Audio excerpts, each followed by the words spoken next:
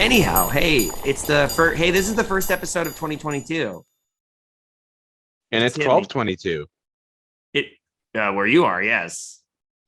How Well, appropriate. You fight like a yes. cow.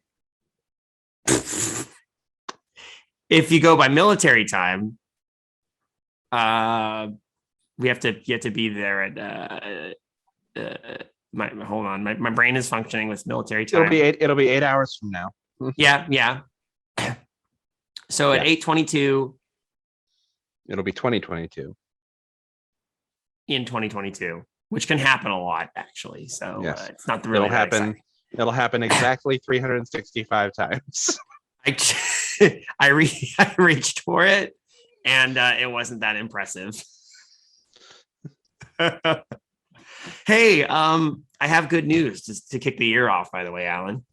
Cool. Let's hear it. Well, the good news is that we have been gifted a plethora, and I don't often use that word, a plethora of short stories by the eponymous Short Story One. Now, from what I understand, Do you know what is a plethora? a plethora is associated with that cool sketch about bulbous bouffants, if you want to know. Oh, I was doing the Three Amigos bit. Oh shit! It's been a while. Did you know I think I watched the Three Amigos for the first time during the pandemic because it's one of those movies Kayla grew up with, but I hadn't seen, and so she got me to watch it, and I fucking loved it. But I don't have the whole thing memorized in the back of my head.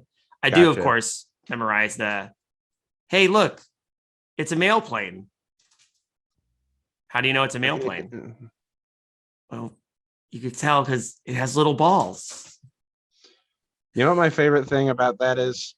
What's that? When they used to show that movie on Comedy Central, they would censor that part. Oh. And you know how they censored it? How? They just took out the punchline entirely. So he would just say, look, it's a mail plane. Yes. So he just says, hey, look, it's a mail plane. And then it cuts like him being asked how, and then him saying the punchline. And Martin Short just starts cracking up at the idea of it being a mail plane. Now, I don't know if you've listened to one of our earlier episodes with Undercooked and Out, or not Undercooked. You listen to one of our earlier episodes with Random Encounters. We started to tow the waters. What? We did a cross-promotional show with Undercooked Analysis. Yeah, it was pretty good, honestly. That Alan guy. I'm happy to welcome our guest from our sister podcast, Undercooked Analysis, Alan Cheney. Hi, I'm Alan Cheney. I am, of course, the host of our main podcast, Undercooked Analysis. It's good to finally have you on the show, Alan. Thank you very much, Alan. So, Short Story One. So we did a crossover with Random Encounters, as we often do. And we read a bunch of Short Story One stories. And we read them. And they were funny. And we enjoyed them. But they were very strange. But we have 5 more, all sent to us in a big chunk. And then beyond that, there's like a dozen or 2 dozen so more stories that they sent us. So they're really staking their claim in this business of really weird micro stories. I mean, their title is literally Short Story One. So good. I wish I'd gotten on the ground floor like that. I'd thought of something like that, but my hat's off to Short Story One. So how would you feel about reading this cluster of 5 and then talking about it in a and what I realize now is our usual short shivery segment, but now it has been taken over by Short Story One. So the Short Story One and Shivery segment. Sounds good. So the first story is called, Should I Still Claim That I Have Mind Powers? This should be an adventure. You want to start us off, Mr. Cheney? I will. Thank you. Last week, I remember waking up groggy, and I tried reaching out for the cup of water.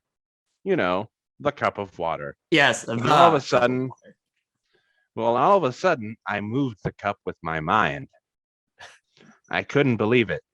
And before this, I had accepted to live a life of insecurity and dying without really achieving anything.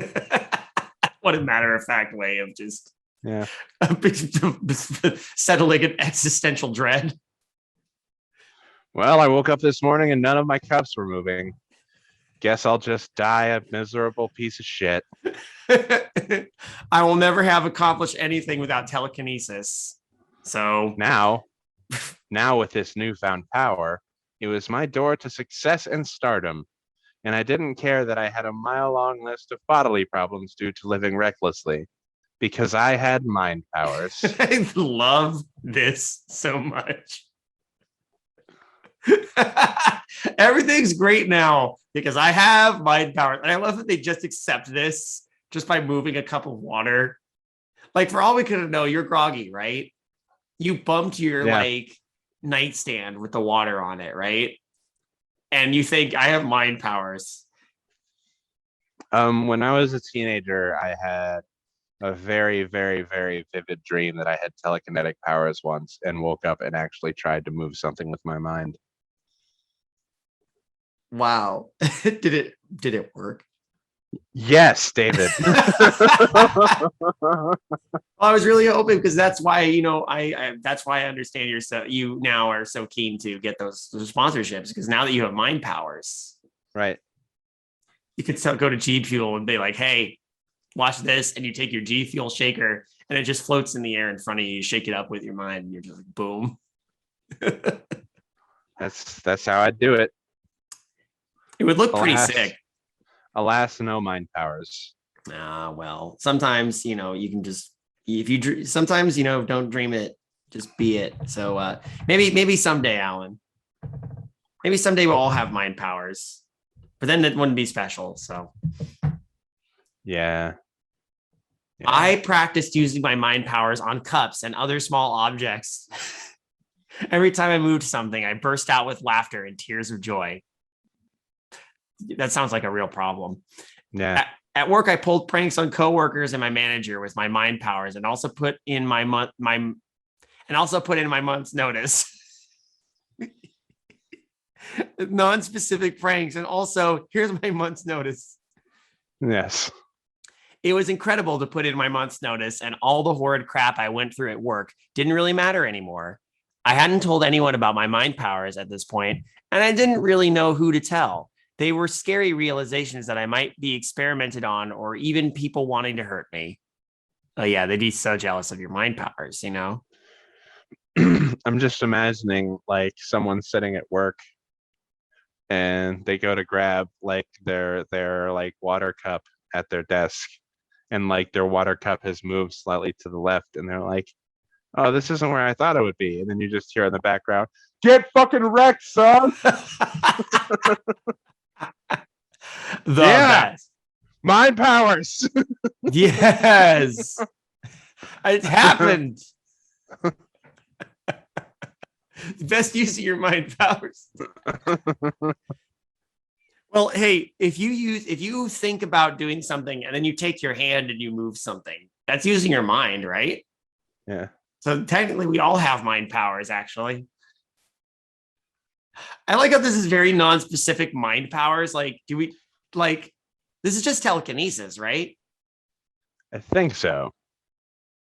So That's far, what it seems to be. I had no intentions of becoming a superhero. Oh. Oh, this took a turn. I'm cup mover, man. His power is moving cups away from supervillains. I will destroy this city once I pour this poison into the water reservoir. Hey, where's my cup of poison?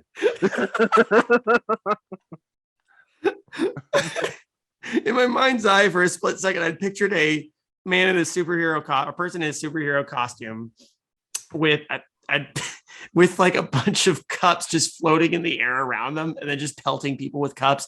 But no, this is way cooler, just nonchalantly moving things at inconvenient times that are cup based.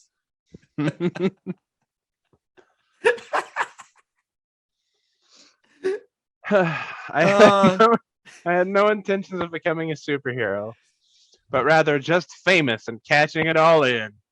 Ah, yeah, cup mover Yeah. guy. Watch this. This is some fucking like David Blaine shit. Take my abilities to the beer pong circuit.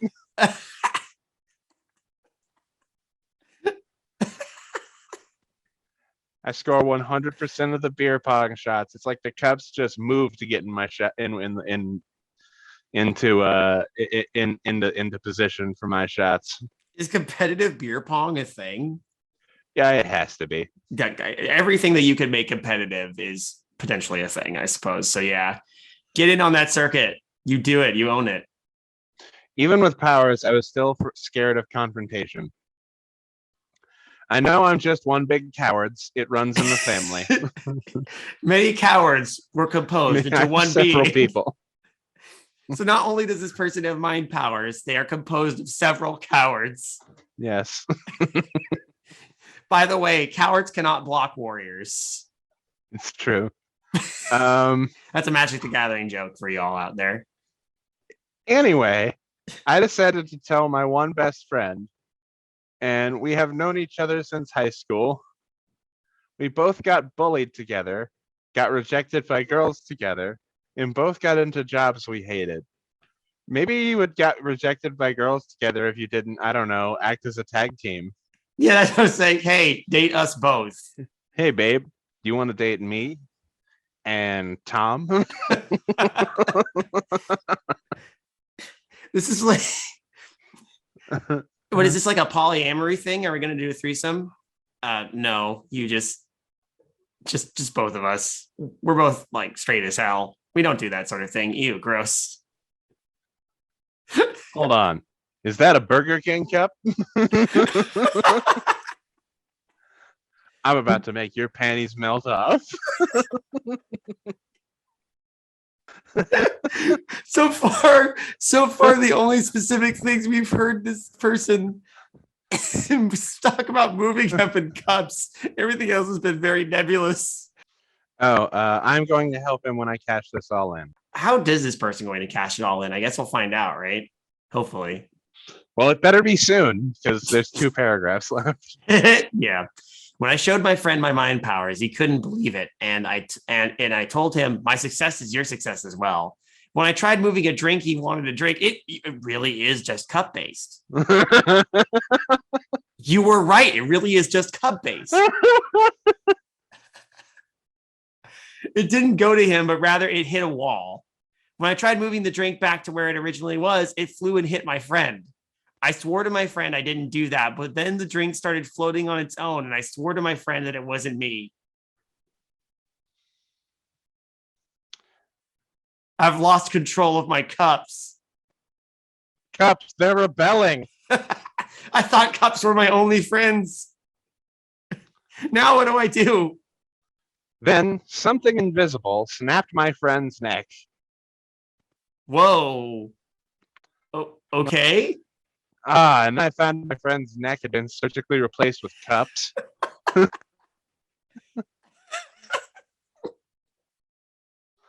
And started walking towards me and drink it. Oh, it was an invisible person. How do you know that? That's a weird conclusion to jump to, but okay, sure. I never had mind powers, but this invisible person was simply making me think I had powers. What a dick. A cup-based mind powers. Weeks later, when I tried reaching for my cup, good Lord, move a different thing. It moved to me, but this time I knew it wasn't me. This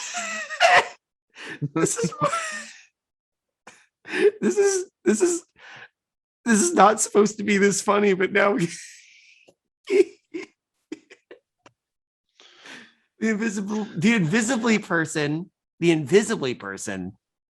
is now making it look like I have mind powers. Should I still claim that I have mind powers and benefit off from it? Wow, how? This invisible person apparently has a cup fetish. Yeah, it feels like it. how does that benefit you in any way? All your powers are cup based. Even then, you've literally said nothing about, like, when you talked about the pranks. Like, it's not like anyone like, this is so bizarre. I love it. That was great, but I don't know if it was intended to be that. But this is typical short story one territory. It's just weird, you know? And it's like a weird twist, but it's still incredibly entertaining. Yeah, you take that upvote. Hey, that's good. Enjoy your upvote, short story one. All right, let's move on, shall we? We shall. Let's take our cups and move to the next story. This one is called How I Help My Daughter Manage Her Fear of Ghosts and Spirits. And again, these aren't necessarily posted on like No Sleep. These are on r/Stay Awake, which, okay, sure, knock off. That's good times. But I love how the titles sound like No Sleep titles, but they're all kind of just janky a little bit. They're very much jank. Do you want to start or shall I? I will start. Okay. How I help my daughter manage her fears of ghosts and spirits. My child is frightened of ghosts. Like many children. And I have been constantly helping my child to get over her fears, but it has been a struggle. The trials a child must go through in life and all of the fears, anxiety, and trepidation they must face is daunting. I remember being a child once. I had to deal with stuff. Yeah. Not anymore. Now I'm invisible. Now I'm an invisible person who moves cups. Yeah. To freak other people out. As a responsible, invisible cup moving parent, I have been doing my best to show my daughter that ghosts don't exist. And I have taken many steps to assure her that ghosts don't exist. I myself used to be scared of ghosts as a child, but my father helped me through it, and I will do the same with my daughter.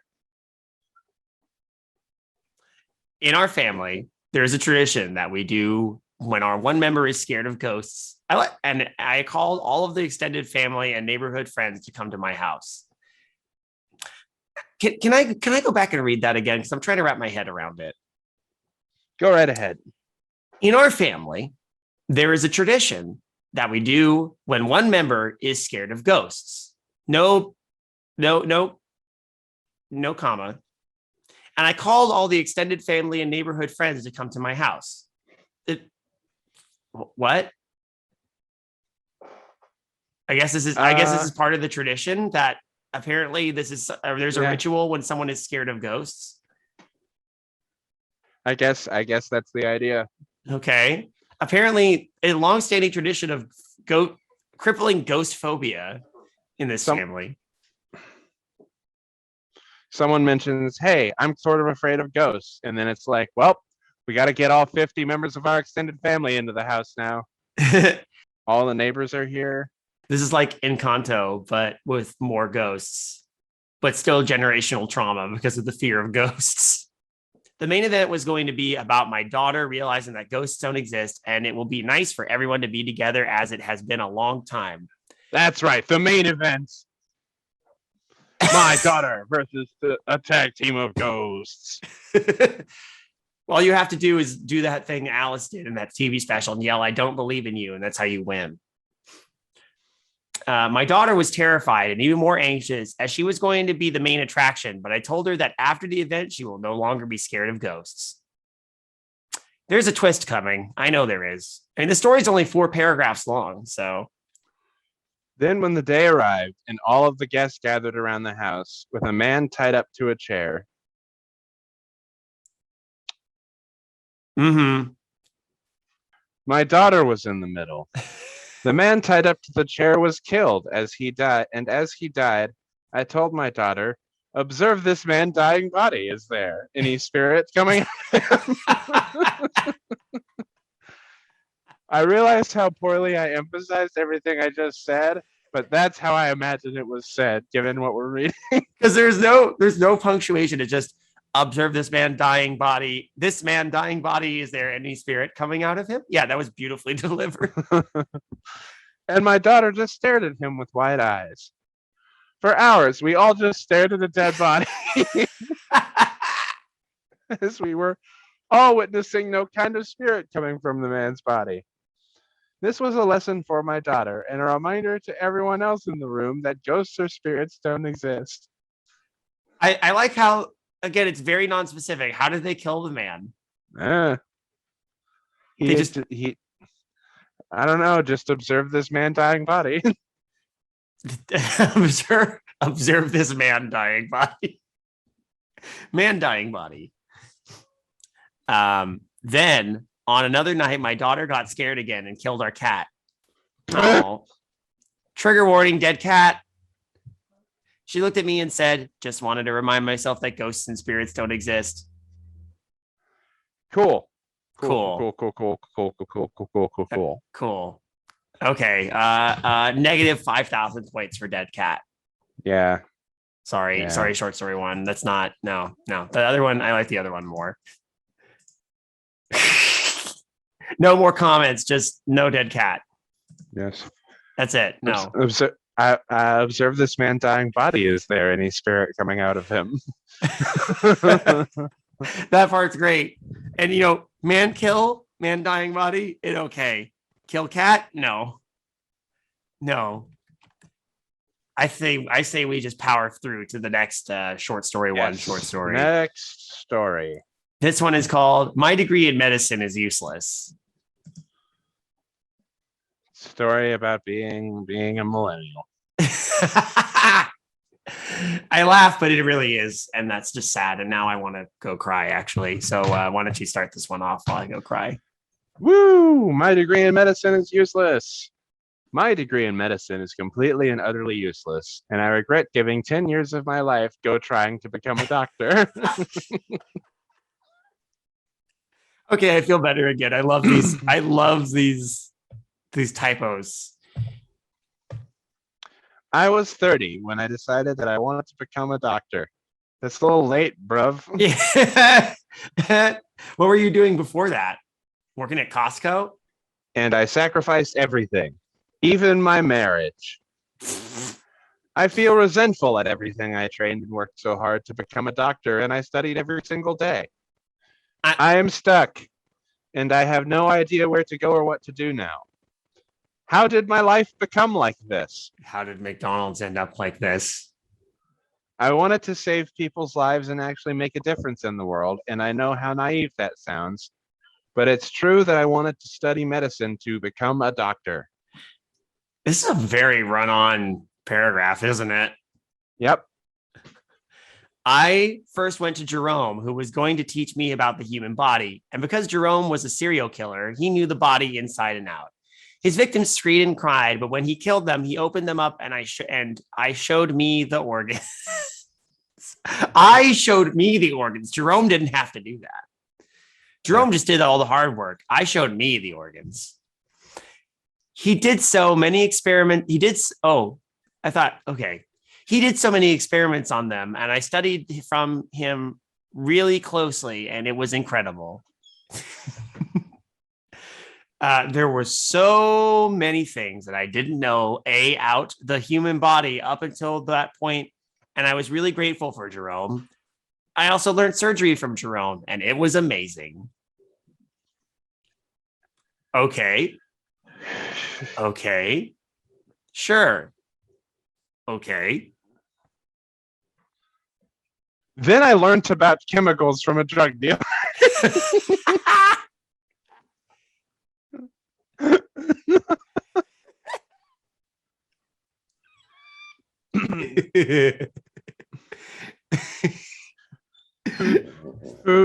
Oh,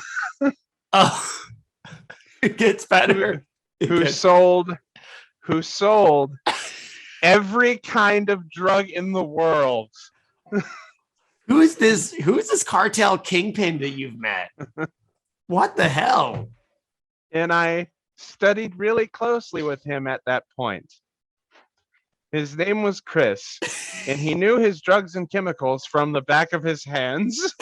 It's got like a periodic table on the back of one hand. It was so intriguing to see what each kind of drug did to the body, and I was for sure now that I was able to become a doctor as Jerome and Chris, gave me degree in medicine certificates. We are almost going into man hook, hand door, car hand. We're getting there. I found them online. Oh, so you're one of the Alex Jones's doctors. I found them online, and they teach other hopefuls who one day want to become doctors. So Jerome and Chris know each other, I take it? Because they gave him the degree together. Oh, I thought he just found the degree in medicine certificate online. I thought so too. No, but it says Jerome and Chris gave me degree in medicine certificate. Degree in medicine certificate. So he didn't actually get a degree in medicine. He got a degree in medicine certificate. Good. So those are good. Those are hard to get. Yes. Now you are certified to give people medicine. That's it. Yep. You're certified for a degree. Then, is it me again? Yeah, it is, I think. Yes. Last paragraph. Then when I got my degree in medicine, I went out to become a doctor, and none of the hospitals wanted me, and none of them took me seriously. So I am going to have to prove it. Right now, I got a guy in my truck, and when I take him out of the truck and put him outside in front of the hospital, I'm going to shoot him and then perform surgery on him. Then the hospital will have to employ me as a doctor, as they have proof that I am capable. Up to now, my degree in medicine has been useless. Okay. Okay. The funny thing is, like, a lot of these stories do read, the ones that are most effective are the ones that read like they are written by someone who is completely out of touch with reality. The voice works for this one really well. Yeah. Yeah. And the weird part is, I don't know if this is intentional, because all of these stories read very weird. Yeah, and it's real weird. It's kind of part of the charm, though. Yeah. I like this one. Yes. This one gets an upvote. The dead cat one didn't get one. But this one does. We're 2 for 3 on upvotes from Alan. Excellent. You're on thin ice, short story one. Yeah. You're loose cannon, short story one. Yeah. Here's another one for you, Alan. This one is called "I'm Just Full of Useless Knowledge." You go ahead and start this time. Yeah, you know what? That seems fair. I'm just full of useless knowledge, and I hate knowing stuff that I cannot use. It's like having a large garage full of sports cars, but not being allowed to drive them. A couple of months ago, I was trying to negotiate with a man's liver to stay inside his body, and I could see his liver trying to come out. I was being professional and nice at first, but when desperation came over me, I started to scream and curse. As the liver was forcing itself out of the man, I tried to punch it in and even used a hammer to hammer it back into its position. The man died, and I buried him in some nameless field. Whoa! Okay. Right out the gate. Yep. Right out the gate. This is bonkers. Classic. This is immediately full throttle bananas. All right.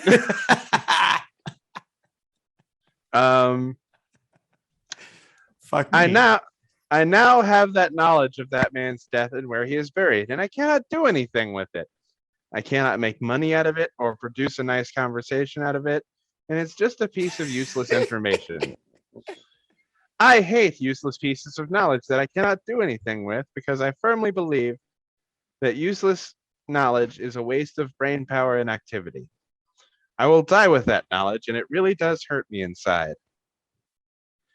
I wonder if this is the same. I wonder if this is the same person who wanted to be. Yeah, this is a doctor. This is the doctor again. Just a different rant. Because, you know, it wouldn't surprise me.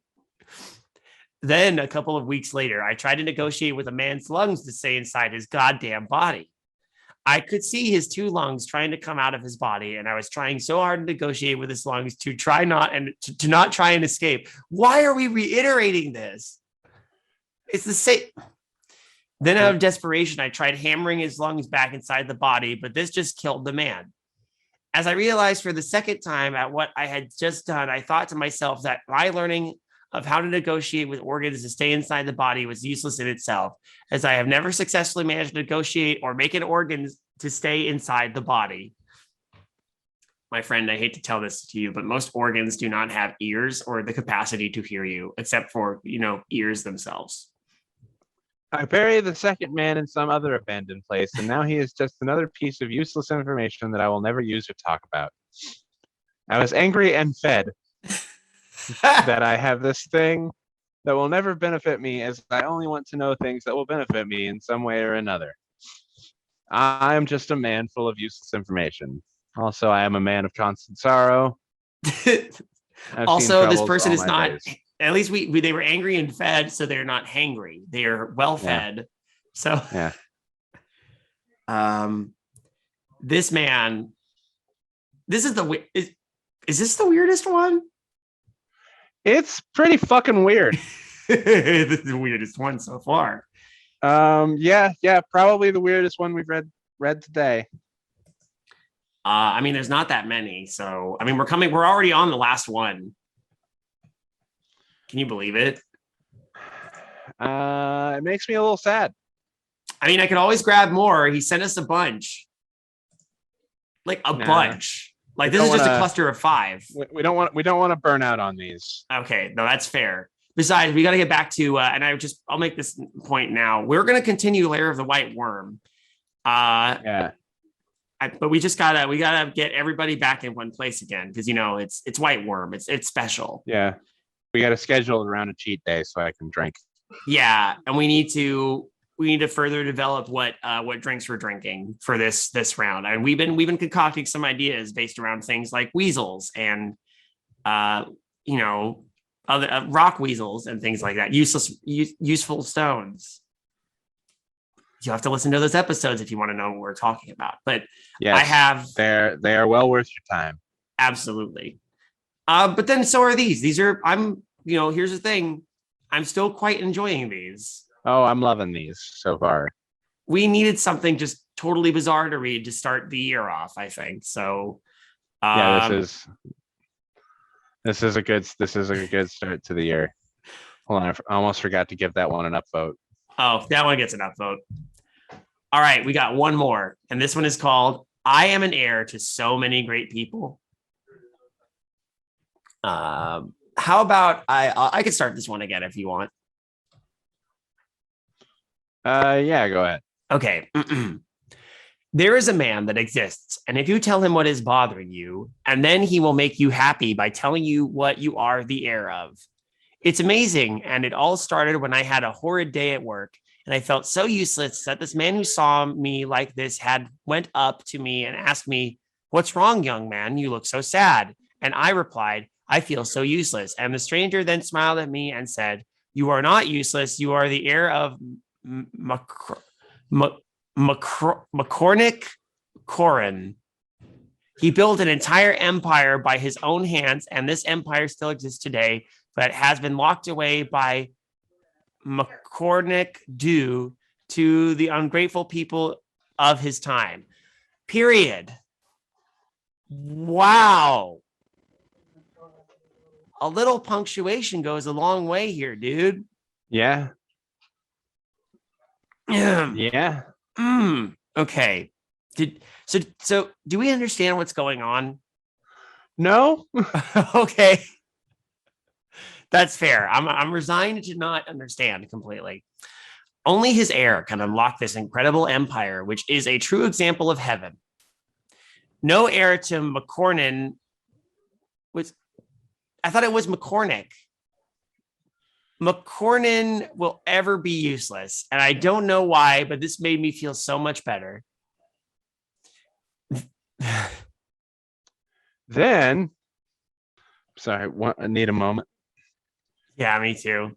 Then on another day, I decided to pour bleach down my manager's throat. When it was just me and him in the office. The office has no CCTV, and so nobody would know.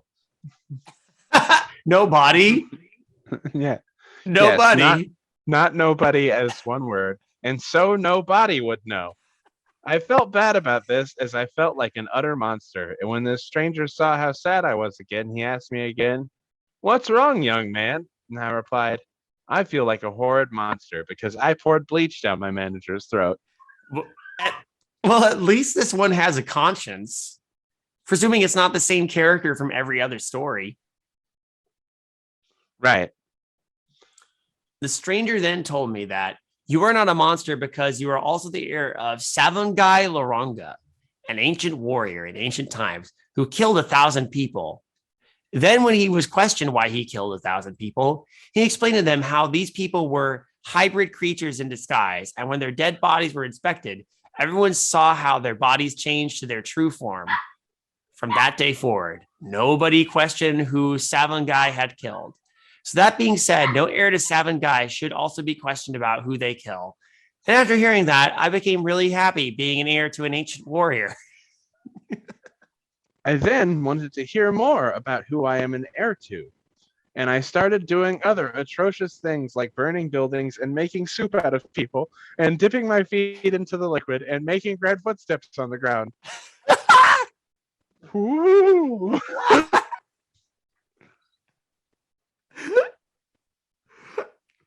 That was all a sentence. Never changed short story one. This stranger always knew who I was an heir to with every crime I had committed. Wow, this stranger is amazing. Yeah. I was an heir to Morosian Karlat, an ancient king who deceived the gods to think that he is a god. And when I had deceived strangers to drink something which burned their inside to a mush, I feel so... And I had deceived strangers to drink something which burned their inside to a mush. I feel so good about myself after feeling bad about the things I do in the outside world. Incredible. Oh my God. I just want to point out real quick. I scrolled down a little bit, right? Oh, yes, I just did too. I found this oddly gripping, said Colonel Mustard.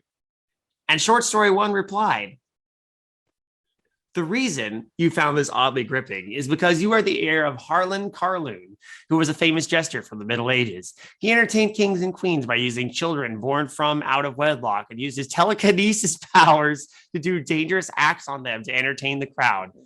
One such act he did was he would pick up a child by using his own mind powers.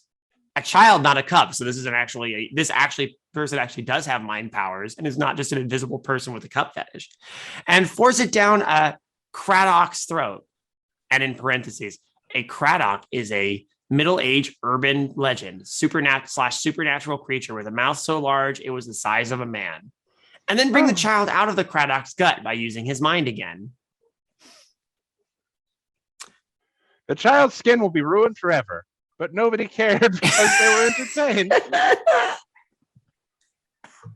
The child, after being taken out of the Craddock's gut, would also know what the Craddock had eaten, tasted, and what the Craddock was feeling from that point onwards. Heir of Harlan Carloon, what else do you find gripping? This is the greatest thing. This is the greatest. And that got 9 upvotes. So is short story one just the stranger who tells people stuff?